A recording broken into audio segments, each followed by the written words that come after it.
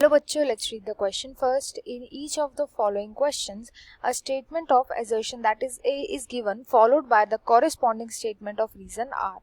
Of the statements, mark the correct answer as. तो यहाँ पे चार ऑप्शन दिए गए हैं, हमें बताना है इनमें से कौन सा करेक्ट है. And assertion that is given is vegetative reproduction is a kind of asexual reproduction in plants and reason is vegetative propagules give rise to offspring. हमें बताना है स्टेटमेंट्स करेक्ट है या फिर इनकरेक्ट है. तो यहाँ पे जो की कॉन्सेप्ट यूज किया जाएगा वो हम करेंगे वेजिटेटिव रिप्रोडक्शन का. वेजिटेटिव रिप्रोडक्शन होता क्या है पहले ये देखते हैं. वेजिटेटिव रिप्रोडक्शन एक टाइप ऑफ एसेक्सुअल रिप्रोडक्शन ही होता है. एसेक्सुअल रिप्रोडक्शन ऐसा क्यों होता है?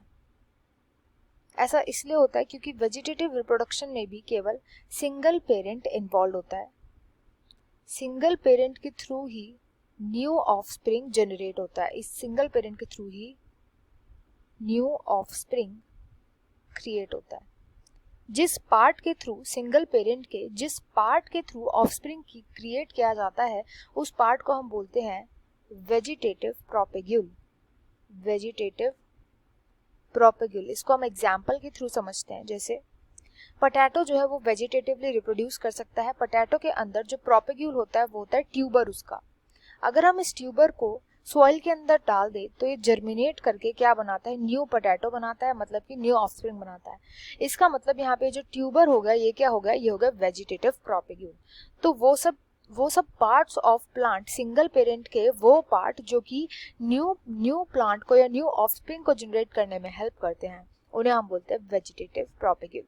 अब यहाँ पे असर्शन बोल रहा है कि vegetative reproduction kind of asexual reproduction है, तो ये मैंने आपको बता ही दिया था, इसलिए असर्शन इज करेक्ट.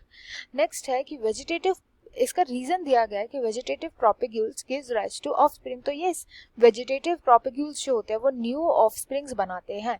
बट ये रीजन तो करेक्ट है, पर ये रीजन करेक्ट एक्सप्लेनेशन नहीं है इस असर्शन का. इस असर्शन का एक्सप्लेनेशन ये हो सकता था कि वेजिटेटिव रिप्रोडक्शन जो है वो काइंड ऑफ एसेक्सुअल रिप्रोडक्शन है क्योंकि यहाँ पे सिंगल पेरेंट इन्वॉल्व होता है एंड यहाँ पर ना ही तो मायोसिस देखने को मिलता है ना ही इधर सिनगैमी देखने को मिलती है. इन दोनों प्रोसेसेस में से हमें कोई भी प्रोसेस देखने को नहीं मिलता.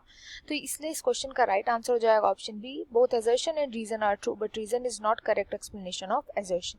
आई hope you understood well. Best of luck and thank you.